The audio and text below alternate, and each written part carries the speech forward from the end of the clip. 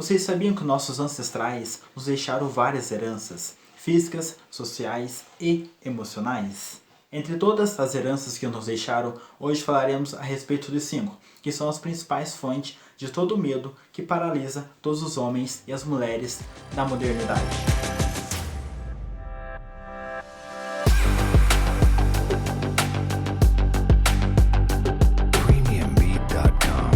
Esses 5 medos que estão presentes entre todos os homens e mulheres da sociedade foram descritos pelo escritor Napoleon Hill e está presente em todas as suas obras. E saiba, meu querido e minha querida, antes de derrotar qualquer inimigo, primeiramente é preciso reconhecê-lo, saber seus hábitos e saber aonde ele se esconde. Assim é possível derrotá-lo e superá-lo e construir uma vida muito mais gratificante. Os 5 medos que estão presentes em todos os homens e mulheres da sociedade moderna são eles: medo da pobreza, medo da crítica, medo da doença, medo de perder o amor de alguém e medo do envelhecimento. O meu objetivo com esse vídeo é mostrar para vocês a fonte desses medos para que possamos compreendê-los e interpretá-los, para que assim a gente possa eliminá-los da nossa vida e construir uma vida muito mais eficaz. Vamos começar pelo primeiro, o mais polêmico entre todos os homens da sociedade moderna: o medo da pobreza. Ah, esse é divertido. Mesmo que de forma imperceptível, esse medo corre na veia de todos os homens da sociedade moderna. Mas de onde ele veio, qual é a sua origem? Vamos interpretá-lo e conhecê-lo melhor? Para compreendê-lo, primeiramente temos que voltar um pouquinho lá atrás, lá na pré-história, para saber de onde ele surgiu. Lá na pré-história não se tinha troca de moedas e nem se tinha comércio. Os homens viviam nas florestas e só tinham somente a força física para poder conquistar o que eles quisessem e as suas pretendentes, as suas amadas, as suas esposas. Não se tinha dinheiro, não se tinha troca, não se tinha comércio, mercado, nada. Só tinha somente a força física para que o homem pudesse conquistar o que ele quisesse e obtesse assim os seus bens. Sabe aquela cena de desenho onde os homens da caverna arrastam suas mulheres pelo cabelo e a levam para onde eles querem, para a sua caverna? Então, é exatamente assim que acontecia antigamente. Quem tinha mais força física era possivelmente o homem que conquistava todas as mulheres à sua volta. E para que ele pudesse ser um homem muito poderoso diante dos demais, ele tinha que provar seu valor, tinha que lutar com animais ferozes, grandes mamíferos, lutar com seus oponentes, assim demonstrar que fisicamente ele era o mais poderoso que estava presente. Assim poderia conquistar o que ele quisesse através da força física. Lutando com oponentes e grandes animais, ele provava que era um grande homem. Mas repare uma coisa, perceba que o comportamento dos homens antigos era muito semelhante aos demais animais, como cachorros, gatos, aves e peixes. Todo mundo lutava para conquistar suas pretendentes. Todo mundo tinha que bancar um macho alfa para sim poder conquistar a sua esposa e ter um futuro casamento. Somos muito semelhantes aos demais animais. Isso está enraizado, é por conta da natureza. A natureza determina pra gente, ela dá a ordem física e apenas realizamos. Isso está gravado nos nossos genes. Isso está dentro da nossa genética. Somos semelhantes aos demais animais. Os costumes são muito parecidos. Se você voltar para trás, verá que tem uma grande variabilidade de aspectos físicos diferentes, mas costumes semelhantes. O mesmo objetivo, todos os animais têm que lutar para conquistar a sua pretendente e conquistar o seu espaço. Assim também era o homem antigamente. Mas hoje vivemos na modernidade, onde se obteve uma grande neuroassociação entre dinheiro e obtenção de bens. Estão correlacionados e por conta disso as disputas passam a ser travadas economicamente. Sabendo dessa possível disputa econômica que está por vir, o Estado decide criar as leis para que assim pudesse proteger seus membros. Não deixar que os homens firam o direito do outro por conta de ter mais aquisição, mais poder aquisitivo. Assim então se cria as leis. Imagina só como seria se não tivesse as leis para proteger os membros. Todo mundo brigando para todo lado. Hoje o homem não pode mais lutar fisicamente com seu semelhante para conquistar o que ele deseja, assim como ele fazia na pré-história, pois o Estado criou um conjunto de normas e leis para garantir e proteger todos os seus semelhantes das agressões físicas. Hoje o homem não pode mais lutar fisicamente, mas ele tem outra estratégia. Ele utiliza outra estratégia para expressar essa genética de conquista que está presente no nosso gene. Ele utiliza o dinheiro. Hoje, o poder aquisitivo é a principal fonte da disputa na sociedade moderna. O nascimento do capitalismo traz ao homem um novo poder para lutar com seus semelhantes. ele traz o poder aquisitivo. Tendo um grande capital, o homem moderno pode comprar o que quer. Pode comprar grandes casas, grandes carros de luxo, fazer grandes viagens, morar em qualquer lugar do país, rodar o mundo inteiro, conquistar o que ele quer, conquistar os pretendentes que ele quer. Assim, ele se torna mais poderoso e superior aos demais, do ponto de vista econômico e visivelmente numa sociedade totalmente consumista. Mas com o mesmo objetivo de conquistar seu pretendente, ele não luta fisicamente, mas ele dá presentes luxuosos, dá grandes joias, carros, grandes mansões, grandes casas, grandes fortunas para o seu pretendente. Hoje o homem moderno não luta, ele seduz, ele atrai. Sendo assim, o homem moderno não deseja vencer o seu oponente fisicamente, mas ele prefere devorá-lo economicamente. E quando não se obtém essa riqueza, ele passa a ser visto como uma pessoa totalmente sem importância e muitas vezes não tem reconhecimento social dentro de uma sociedade totalmente consumista. Segundo grande medo, medo da crítica. Assim como está descrito na obra de Napoleon Hill, ele mesmo não sabe de onde surgiu esse medo, ele não sabe qual é a sua fonte, mas as literaturas, e ele também, acreditam que esse medo começa a aparecer junto com a formação da política e quando as mídias começam a definir um padrão a ser seguido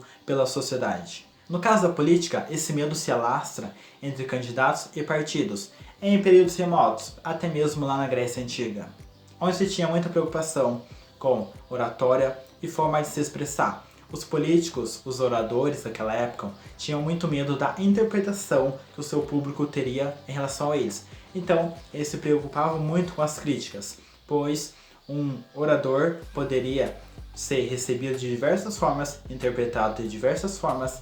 Então, esse medo começa a surgir por conta da sua imagem que estava presente como um futuro candidato. Não ser criticado e ter o apoio populista era a prioridade dos políticos. E ainda é na sociedade atual. Mas graças ao boom tecnológico que tivemos, hoje as redes midiáticas são as principais causadoras das críticas externas, pois as publicidades expõem um padrão, um estilo de vida a ser seguido pela massa, e toda a massa passa a ser norteada por conta daquele estilo.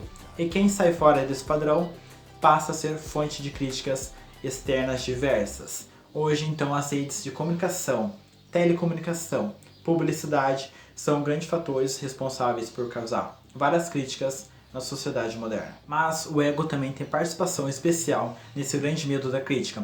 O ego é uma emoção construída lá na pré-história, lá atrás antigamente, mas está presente no homem moderno. O ego é uma sensação, é uma emoção que dá ao homem de se sentir superior aos demais. Eles utilizavam isso na pré-história para que eles pudessem encantar suas pretendentes e assim conquistá-las, como o famoso macho alfa da toda a alcateia. Mas esse ego está presente agora, mas muitas vezes ele se torna inútil. Ferir o ego do homem moderno é o mesmo que ferir sua alma, pois é semelhante dizer que sua cultura e seus princípios de vida não são aceitos. Mas a descoberta da neurociência mostra que o ego pode ser muito bem controlado com uma boa dose de resiliência. Sabendo desse grande medo da crítica que está presente na sociedade, quem se beneficia? Os mercados. Os mercados de estética a todo momento estão lançando novos produtos, fazendo lançamento de forma constante, pois sabem muito bem que as pessoas não querem estarem fora do padrão. Elas querem seguir a estética e estarem de acordo com os padrões pré-estabelecidos pelas redes midiáticas. E também todos os mercados de automóveis, pois sabe muito bem que o consumidor não quer andar num modelo antigo, ninguém quer andar num carro antigo, ele quer andar num carro de primeira linha, o lançamento mais recente que se obteve. Assim, eles se beneficiam fazendo lançamentos constantes e o mercado fatura nas costas da população. Resumindo tudo isso, o medo da crítica não é nada mais nada menos que simplesmente uma fuga da não aprovação social, mas isso acaba sendo muito prejudicial, pois esse medo da crítica acaba roubando das pessoas a sua iniciativa, a sua individualidade, o seu início de projeto. Por conta de ter um medo da crítica, a pessoa se limita e não entra em ação, fica limitada e estagnada, parada no tempo. Esse medo da crítica traz alguns sintomas. Os principais são falta de compostura, que é uma ausência de controle no movimento corporal, a pessoa fica perdida em determinadas situações, onde se é possível e necessário tomar uma decisão muito importante naquele momento, a pessoa perde movimentos corporais e fica um pouco perdida. Complexo de inferioridade. a pessoa acaba se limitando por conta do medo de receber uma crítica e acaba se pondo como inferior diante de determinadas circunstâncias. Falta de iniciativa. Por conta do medo de receber uma crítica, receber uma limitação, a pessoa joga fora grandes ideias e grandes planos que poderiam ser fonte de grandes negócios e grandes faturamentos. Vamos para o terceiro medo que todos os homens e mulheres estão submetidos: medo da doença. Esse medo foi sendo construído no decorrer da história, à medida que os micro-organismos foram evoluindo e contaminando as células humanas. Esse medo foi aumentando constantemente no decorrer de toda a história.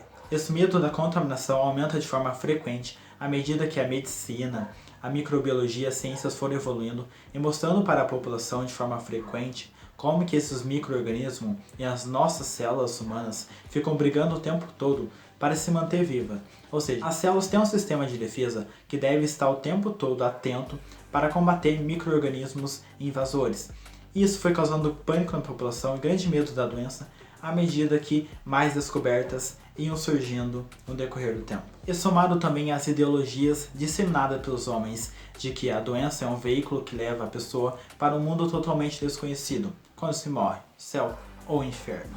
No decorrer da história, esse medo foi implantado na cabeça das pessoas por conta de mostrar a elas todo o terror que as doenças causam à nossa estrutura física, à nossa estrutura corporal e às nossas células. Mas, atualmente, esse medo tem sido reduzido por conta das diversas descobertas científicas que a gente está fazendo o tempo todo. Isso traz mais segurança e mais satisfação para a população em relação à parte medicinal e também por conta de uma boa evolução e melhora nas residências. Na verdade, esse medo da doença não passa de uma simples criação mental, pois sabemos claramente que o pensamento é a fonte de toda a expressão e ação física. Primeiramente, se tem um impulso nervoso, se tem um pensamento, para que possivelmente venha a ação, se venham os resultados, se venha a expressão física. E nada mais nada menos, tudo isso passa de criação mental. Tudo está dentro da cabeça. E por conta dessas criações mentais, a pessoa fica mais pessimista e muito mais sujeita à contaminação microbiana. Sabendo desse medo da doença que está correndo na veia de todos os cidadãos, quem se beneficia? As drogarias, as vendedoras de remédio. Os laboratórios nunca produziram tantos remédios como se vem produzindo agora na atualidade. Estamos no auge da produção. Nunca se produziu tanto e se vendeu tanto. Por conta de medos criados de forma totalmente ideológica, simplesmente dentro da cabeça. A publicidade adora anunciar e vender planos de saúde e super kits poderosos que te deixa super resistente, deixa o seu sistema imunológico super poderoso e super resistente contra a contaminação microbiana. Não estou dizendo aqui que você não deve acreditar nas redes de publicidade e descartar os fármacos, jamais. Estou dizendo que você deve ter seus filtros pessoais em relação às informações que vêm de fora, pois muitas vezes são excessivas e muito desnecessárias. O medo da doença deixa alguns sintomas, entre eles está a autossugestão, que é o simples fato da pessoa criar na sua mente que está totalmente suscetível a se contaminar. Ela acredita que possivelmente contaminará facilmente e assim deixa o seu sistema imunológico mais fraco e mais inferior, causando uma possível fonte de contaminação de forma prolongada. Hipocondria, que acontece geralmente com as pessoas mais velhas, que são aqueles pensamentos negativos de que irá facilmente se contaminar. E cria doenças na sua cabeça que nem existe, cria dores fictícias, dores musculares físicas que não existe, não passa de criação mental. Autopiedade. Após criar uma limitação mental, ela cria uma doença na sua cabeça, cria uma doença imaginária e assim se sente totalmente inferior, se limitando das dificuldades da vida e se esconde atrás desse pano totalmente imaginário. Mas para fechar o medo da doença, o melhor remédio para se curá-la é basicamente o otimismo. Uma boa dose de otimismo vence qualquer medo imaginário. Vamos para o quarto medo, o medo de não ser amado e ser rejeitado. A partir do momento que o homem começa a viver em sociedade e a conviver com seus semelhantes, e isso acontece há bastante tempo, pois é o que permitiu a sobrevivência da espécie, pois somos o animal mais frágil em relação a todos os demais. Essa convivência junta uniu força e permitiu a sobrevivência da nossa espécie. Antigamente, os primatas tinham muito medo de perder suas amadas, pois elas eram roubadas de forma totalmente física, através da força física. Um homem entrava lá dentro da caverna do outro e roubava sua mulher. Então os primatas tinham muito medo e herdaram esse gene que trouxe para a sociedade moderna. Herdamos essa herança social, trazemos lá da pré-história para a sociedade moderna. Trazemos para agora toda essa herança de medo, de perda. Dentro desse convívio social surgem as relações afetuosas, as atrações e os desejos de conviver com a pessoa amada por longo tempo, por uma longa data. Consequentemente surgem os namoros e os relacionamentos, que traz à pessoa, o indivíduo, uma dependência psicológica do outro membro. Ou seja, aquela pessoa criou uma necessidade de ter aquele parceiro, ter aquele membro a seu convívio, ter contigo por longas datas. Então, uma dependência, um novo impulso bioquímico passa a ser criado e gera uma atração por longo prazo. Esse medo de perder o amor de alguém deixa diversos sintomas, entre eles o ciúme. Começamos a criar o hábito do ciúme das pessoas a quais gostamos, ou seja, não queremos que as pessoas que gostamos compartilhem espaço e divida trocas afetuosas com outras pessoas. É um hábito negativo que as pessoas acabam criando na sociedade moderna. E também o descontrole emocional. A nossa sociedade ainda é muito refém das emoções, que muitas vezes prevalece sobre a racionalidade.